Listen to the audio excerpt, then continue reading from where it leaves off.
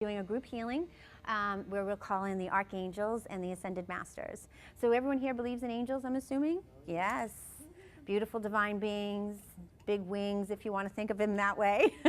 But just to explain a little bit about angels, angels actually, they don't actually have a gender. I mean, we see them as different types of energy because they're depicted on our walls and pictures and stuff as female or male.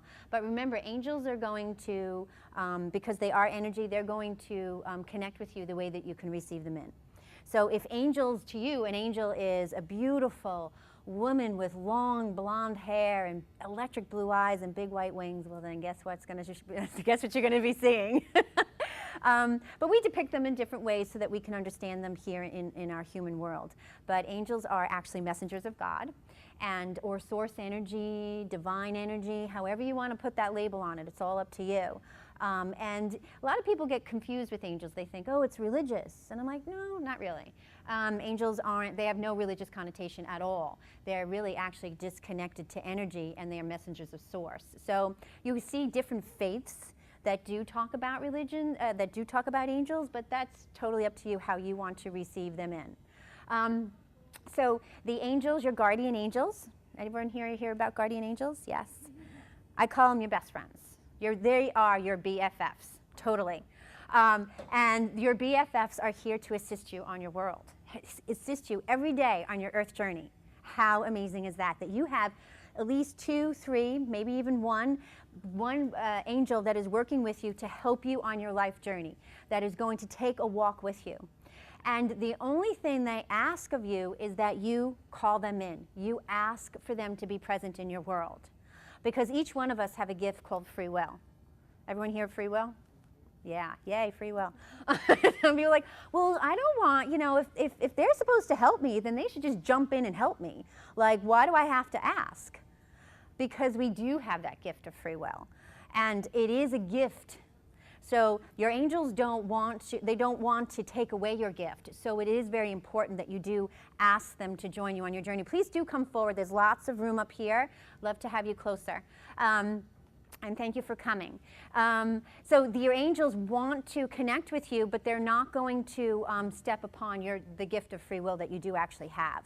So it's important that you ask them to be present in your world. And a lot of people wonder, like, how do I do that? It's like, well, it's my angels. Like, what do I have to do to talk to an angel? Like, I have to stand on one foot, levitate? No, it doesn't have to be anything that dramatic. It simply has to be a thought or a feeling. Or even you can actually ask for what you want. Like, I always say, if angels are brand new to you and you're not exactly sure how to work with them, ask for a parking space. I mean, it is LA, right? Has anyone ever do that? Ask for a parking space? Yeah? You get them all the time. There we go. And I do. I always say, test it out. Start to ask your angels for something small, because I hear a lot from different clients and people that I talk to. They're all like, well, it's kind of silly. Like, why am I going to ask my angel for a parking space? And I'm like, well, why not? They're your guardians. They're only working with you. Your guardians do not go work with anybody else. They're not permitted. They're right next to you. So you have to think of it as like a best friend just kind of standing there drumming their fingers going, gee, I'd love to jump in and help, but I just need you to open up your mouth and ask, or with your thought or with your heart. So they're bringing them into your journey, and if you start something small, it's like a test. And people say to me, it's like, well, you're testing your angels? And I'm like, no, your angels are fine. They don't need to be tested. You're testing your trust. You're testing your own feelings. You're testing how you feel about them, and if you actually believe that they're there. And a lot of people kind of have an idea that they're there, but they're not quite sure. This is the way to get some concrete proof in your world, if that's something you truly need. So I always say ask for a shopping cart too, because I don't know, I usually go into Costco. I'm familiar with Costco, love Costco. And you know, I'm thinking I'm only going to buy one thing, which of course never happens. So I'm walking around with my arms breaking, full of things. I'm like, oh gosh, guys, I need a shopping cart. And usually I'll turn around and there'll be a shopping cart right there. It never fails. I actually had one time where I asked real briefly. I said, okay, my angels, I need a shopping cart. Literally, a gentleman came up, tapped me on the shoulder, and he goes, it looks like you need a shopping cart. Here's one. I was like, oh, this is good.